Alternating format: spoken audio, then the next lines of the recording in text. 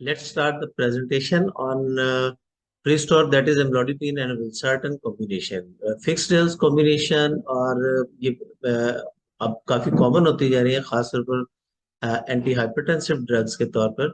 तो इसमें अब ये देखें amlodipine एंड valsartan, इसके जो कॉम्बिनेशन है ये तो FDA अप्रूव। और यही चीज इसकी खसूसियत है कि जब डॉक्टर्स कॉम्बिनेशन में देते हैं तो किस तरह कौन सी कॉम्बिनेशन देनी चाहिए। तो ये एक well studies and well formulated combination है विच कैन बी यूज्ड। तो इससे स्टार्ट हम करेंगे what is blood pressure. Blood pressure को अगर बेसिकली इसकी इक्वेशन देखी जाए, blood pressure is equal to heart cardiac output and total peripheral resistance. ये नीचे अगर आप इसको देखिए, यहाँ से अगर हम शुरू करें तो कार्डिक आउटपुट, और ये इसको मजीद अगर डिफाइन करें heart rate into stroke volume है, तो overall blood pressure is equal to heart rate into stroke volume into total peripheral resistance. तो ये तीन चीजों पर डिपेंड करता है। Heart rate you know very well. बाकी स्ट्रोक वॉल्यूम जो है वो पर एवरी स्ट्रोक जितना वॉल्यूम रिलीज होता है वेंट्रिकल से, लेफ्ट वेंट्रिकल से towards all of the body, तो इसे स्ट्रोक वॉल्यूम कहते हैं। हार्ट रेट को जब स्ट्रोक वॉल्यूम से मल्टीप्लाई करें तो इसको ये आ जाता है कार्डिक आउटपुट। तो कार्डिक आउटपुट और टोटल पेरिफेरल रेजिस्टेंस जो है ना वो डिपेंड करता है। अब कार्डिक आउटपुट मीन के ब्लड वॉल्यूम कितना है, और total peripheral resistance vascular constriction से इसका रिलेशन है। तो heart rate, stroke volume and total peripheral resistance R the main parameters जो कि ब्लड प्रेशर हाई करने में रोल प्ले करते हैं, हाई या लो करने में। अब इसमें आप देखिएगा इसी तरह हमारी फिर मेडिकेशन यूज होगी। तो यहाँ से स्टार्ट इसीलिए किया कि डिफरेंट ड्रग्स के मोड ऑफ एक्शन क्या है और किस तरह काम करते हैं। तो लेट्स स्टार्ट। ये देखिएगा कि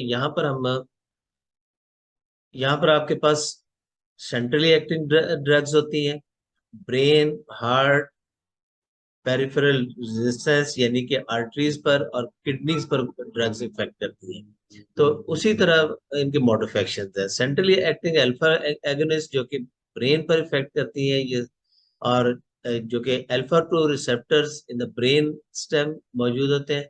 तो इनके सिंपैथेटिक आउटफ्लो को ये रिड्यूस करती है। अब अगर ये सिंपैथेटिक आउटफ्लो को रिड्यूस करती है मींस के ये फिर जो इसका blood pressure, heart rate, everything reduce, sympathetic activity कम हो जाती है। इसी तरह बीटा, ये हार्ट रेट जो कम करने वाली ड्रग्स है उसमें बीटा एंटागनिस्ट कहलाती हैं, या बीटा एडिनर्जिक ब्लॉकिंग एजेंट भी इन्हें कहा जाता है। तो ये एक्चुअली बीटा 1 रिसेप्टर्स होते हैं, एडिनर्जिक रिसेप्टर्स इसमें हार्ट में, उनको ये आइदर ब्लॉक करती हैं जिसकी वजह से ये हार्ट रेट और कार्डिक कॉन्ट्रेक्टिलिटी दोनों कम हो जाती है। तो इसी कार्डिक कॉन्ट्रेक्टिलिटी और हार्ट रेट कम होने की वजह से वीकनेस और दूसरे साइड इफेक्ट्स, लिथार्जी और सेक्सुअल डिसफंक्शन, ये सारा इसकी वजह से ये कॉज होते हैं। दैट्स व्हाई बीटा ब्लॉकर का यूज जो है लिमिटेड है। तीसरी कैटेगरी जिसमें ज्यादातर मेडिसिन आ जाती है और ये ज्यादा इफेक्टिव भी है, और इसी में हमारी दोनों जो एम्लोडिपिन और वल्सार्टन फॉल करती है। ये पेरिफेरल रेजिस्टेंस पर मेनली इनका इफेक्ट होता है।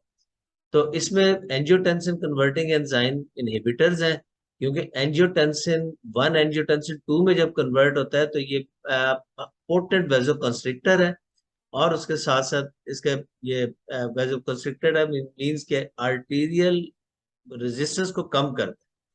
तो आर्टरीज जो है वो डायलेट हो जाती हैं जिसकी वजह से, अच्छा ये अभी हम जो जो एंजियोटेंसिन 2 है उसकी बात कर रहे हैं कि ये वेजोकंस्ट्रिक्टर है।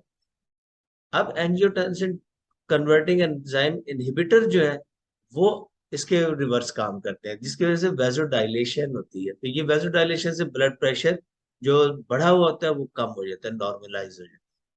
तो one mode of action of angio ACE inhibitors इन्हें कहते हैं।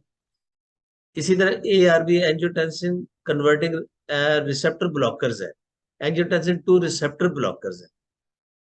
ये एंजाइम को इनहिबिट करती थी पहली ड्रग, एसी इनहिबिटर्स। और ये जो एंजियोटेंसिन 2 रिसेप्टर ब्लॉकर्स है, ये एंजियोटेंसिन तो बनेगा, लेकिन एंजियोटेंसिन का जो आगे इफेक्ट है वो क्या करता है कि एंजियोटेंसिन रिसेप्टर्स पर को बाइंड करता है, जिसकी वजह से वही कॉन्ट्रैक्शन और आगे मजीद काम, उसका वैसो कंस्ट्रिक्शन और मजीद जो इफेक्ट्स आते हैं, तो इसको खत्म करता है, जिसकी वजह से ये ब्लॉक करता है। दैट्स वाई के ये जो कंस्ट्रिक्शन ड्यू टू एंजियोटेंसिन होती है वो नहीं होगी, मींस कंस्ट्रक्शन नहीं होगी, मींस के ब्लड वेसल्स रिलैक्स होंगी, तो blood pressure will be reduced. तीसरी class dihydropyridine calcium channel blockers. Calcium channel blockers एक बड़ी इंपॉर्टेंट क्लास है, और इसमें खास तौर पर इसमें डाईहाइड्रोपिरिडिन और नॉन डाईहाइड्रोपिरिडिन सेपरेट किए थे। डाईहाइड्रोपिरिडिन जो कि हमारी एम्लोडिपिन भी है, इसको, ये ज्यादा बेहतर सॉल्ट है, और ये सेफ एंड इफेक्टिव है, और इसका भी ये कैल्शियम चैनल की एंट्री को ब्लॉक करता है, कैल्शियम आयंस को cardiac and smooth muscle cells में दाखिल होने से रोकता है। तो कैल्शियम आयन जब एंटर होते हैं कार्डिक एंड स्मूथ मसल्स में, तो क्या करते हैं, इन्होंने वही कंस्ट्रिक्शन कॉज कर दी, वैस्कुलर कंस्ट्रिक्शन होगी, तो उससे ब्लड प्रेशर इंक्रीज होगा। जब ये कैल्शियम आयन को इनहिबिट करता है एंटरिंग इनटू द सेल्स, तो अल्टीमेटली कंस्ट्रिक्शन नहीं होगी, मींस के वेजोडाइलेशन होगी, तो वही blood pressure same in the same way reduce होगा। इसी तरह डायरेक्ट वेजोडाइलेटर्स भी आते हैं, बहुत सारे ये यूज किए जाते हैं, तो इस पर हम मेन फोकस करेंगे। तो यही हमारी दोनों ड्रग्स हैं। इसी तरह डायूरेटिक्स, जो किडनी बीन के जहाँ पर वॉल्यूम, ब्लड वॉल्यूम अगर बढ़ा हुआ तो उसको रिड्यूस करने की जरूरत है, तो वो ड्रग्स जो कि ब्लड वॉल्यूम रिड्यूस करती है वो ज्यादा किडनी पर इफेक्ट करती है। इसमें थायराइड डायूरेटिक्स, लूप डायूरेटिक्स वगैरह, मिनरलोकॉर्टिकॉइड्स, ये सारी इसमें कैटेगरीज आ जाती हैं। तो ये हमारा एक जनरल व्यू है डिफरेंट एंटी हाइपरटेंसिव ड्रग्स किस तरह काम करती हैं, आइदर ब्रेन, हार्ट, आर्टरीज या किडनीज पर काम करती हैं, तो डिफरेंट। अब हम यहाँ पर अगर देखें, हम अपने प्रीस्टोर यानी combination of amlodipine and valsartan की बात करते हैं, तो this is FDA approved, it was approved in June 2007। तो इससे पहले कॉम्बिनेशन यूज होते थे, उसमें कुछ एम्बिग्युइटी होती थी, डॉक्टर भी हेजिटेंट होते थे कि किस कॉम्बिनेशन को किस तरह यूज किया जाए।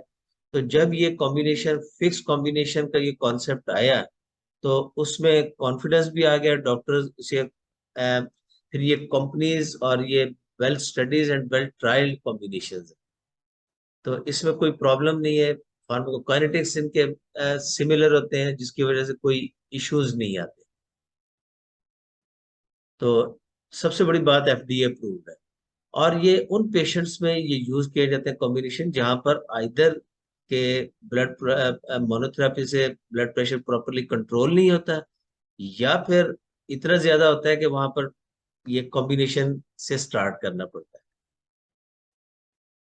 अब इसमें आप सबसे पहले अगर डोजिंग का देखें, तो 5 to 10 मिलीग्राम एमलोडिपिन और 80 to 160 milligram valsartan once daily doses recommended है।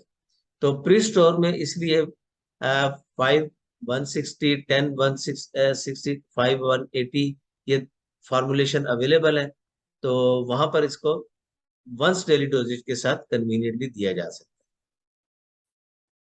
है। अब हम सबसे पहले हम दोनों का मोड ऑफ एक्शन देखते हैं separately. Mode of action of amlodipine क्या है और mode of action of valsartan. Mode of action of amlodipine देखिएगा, तो ये basically calcium ion influx inhibitor है या ब्लॉकर है। तो जो it inhibits the transmembrane influx of calcium ions into the vascular smooth muscles and cardiac muscles। तो जब ये इसको एंट्री से रोक देता है, तो constriction due to the calcium entry ये नहीं होती, मींस के वेजोडाइल पेरिफेरल आर्टीरियल वेजोडाइलेटर है ये एमलोडिपिन। क्लियर? इसको हम दूसरे एंगल से देखते हैं, इसे डायग्रामेटिकली देखते हैं। तो होता ही है कि डीपोलराइजेशन फेज में जब कैल्शियम आयन एंटर होता है सेल्स में, cardiac and smooth muscle cells में, तो ये मसल कंस्ट्रक्शन कंस्ट्रक्शन कॉज करता है। अब जिस वक्त मसल कंस्ट्रक्शन होती है तो पेरिफेरल रेजिस्टेंस इंक्रीज होता है। तो कैल्शियम चैनल ब्लॉकर्स, इनका क्या काम है? ये इसको ब्लॉक कर देते हैं, इसकी एंट्री को, इसके चैनल को ब्लॉक कर, जिसकी वजह से कैल्शियम एंटर नहीं हो पाता, तो वैसो कंस्ट्रिक्शन नहीं होगी। अल्टीमेटली पेरिफेरल रेजिस्टेंस डिक्रीज होगा और वो डायलेट हो जाएगी मसल, जिसकी वजह से इजीली ब्लड आगे पास ऑन कर, तो blood pressure will be reduced. Next हम देखते हैं mode of action of वेल्सार्टन।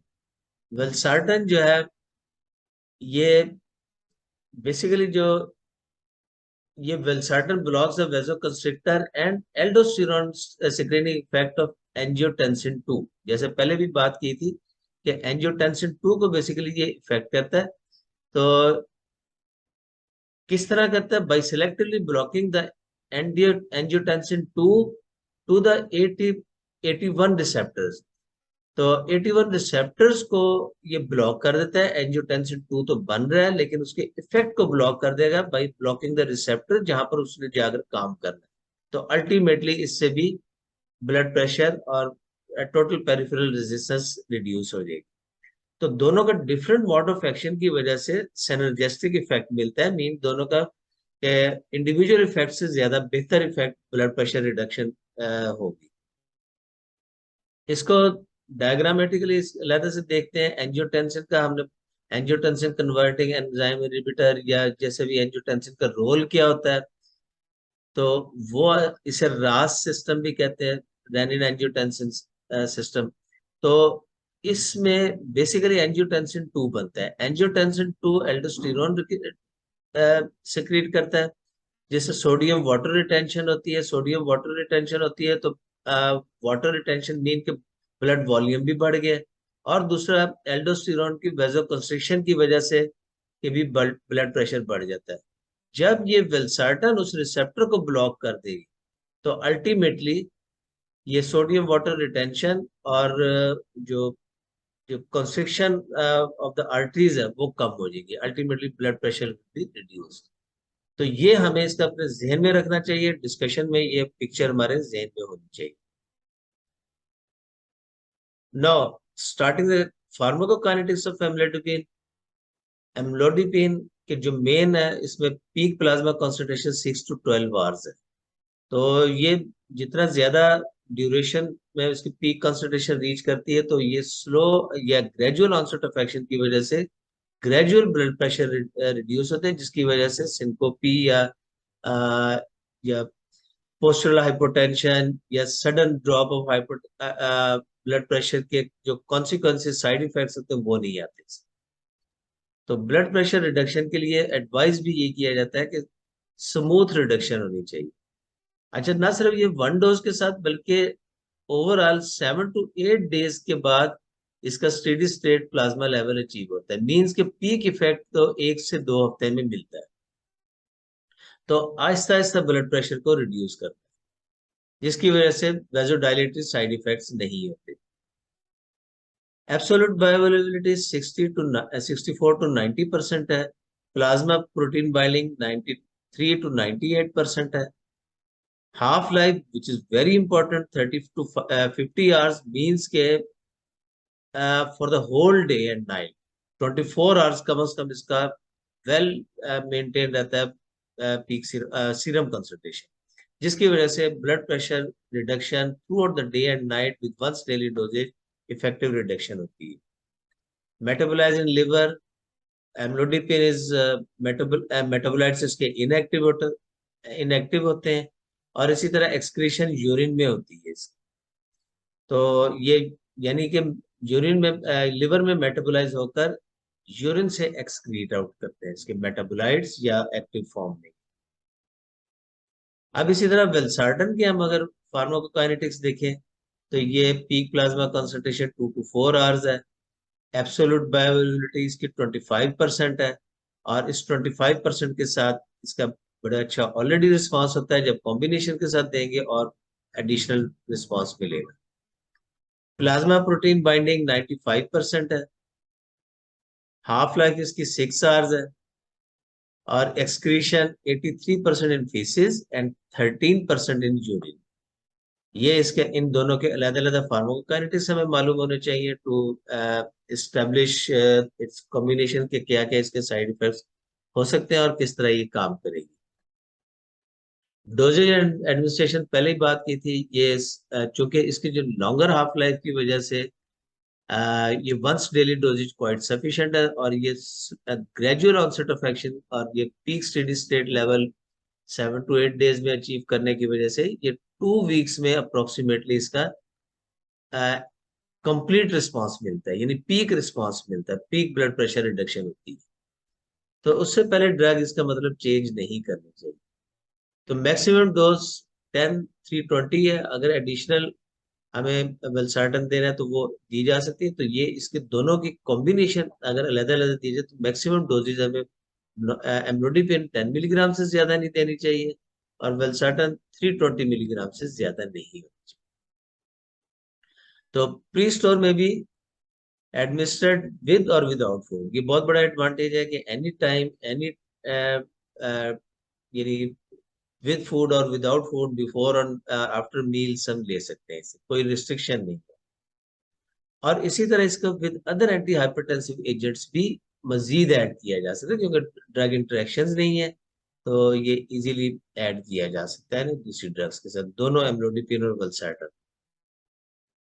Warning and precaution, ये प्रेग्नेंट वुमेन में ऑल्दो इट्स नॉट कॉन्ट्राइंडिकेटेड, लेकिन साइड इफेक्ट्स हो सकते हैं, जिसकी वजह से अगर जब तक सेफर चॉइस ना हो उस वक्त तक ये नहीं देनी चाहिए। तो बाकी माइनर साइड इफेक्ट्स जो है उसमें एक्यूट एंजाइना और मायोकार्डियल इंफॉक्शन हो सकती है, खास तौर पर at the time of taking dose. तो और सीवियर हेपेटिक इम्पेयरमेंट फंक्शन में इसे यूज नहीं करना चाहिए, क्योंकि एम्लोडिपिन खास तौर पर ये इसका हेपेटिक इसके एक्सक्रीशन है। सीरम क्रिएटिनिन जो है उसको भी देखना चाहिए, अगर ब्लड यूरिया नाइट्रोजन खास तौर पर अगर ये रेज्ड हो तो उसमें फिर ये प्रिकॉशन के साथ देनी चाहिए। बाकी ये कोई overall it's very safe drug. अब ये अगर हम लिटरेचर देखें इसका, तो कॉम्बिनेशन थेरापी वीएस मोनोथेरापी ये बड़ा बेहतर समझा जाता है।